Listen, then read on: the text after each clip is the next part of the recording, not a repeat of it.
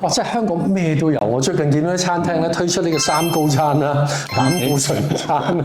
咁其實膽固醇係咪真係咁壞嘅嘢咧？OK， 嗱，其實咧膽固醇咧係一種脂肪，係 OK， 咁我哋身體咧幾乎係每個細胞，個細胞個細胞膜咧都需要膽固醇咧係作為嗰個即係叫做嘅 building blocks，係。咁而我哋好多嘅荷爾蒙，包括咧係譬如我哋皮質固醇啦，甚至係男女性荷爾蒙啊，維他命 D 啊，全部都係膽固醇做骨幹，所以膽固醇係非常之重要。而居然我哋有啲行家話膽固醇係越低越好，低到零仲好咧，其實就係有啲問題嘅。咦？咁代唔代表食內臟係安全咧？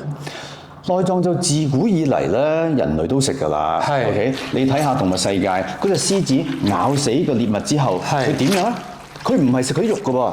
佢係咬穿個肚，扯內臟出嚟，食飽咗之後咧就走。點解？因為佢屋企咧係冇雪櫃㗎嘛，係咪？咁跟住先係第二浸咧，看啲豺狼出嚟咧，即係低級啲先食肉㗎啫嘛。到最後啦，咁啊可能啲禿鷹落嚟啄埋啲皮啦，最後就細菌將成個動物咧就係瓦解咗。咁所以咧，其實王者先至食內臟㗎嘛。OK。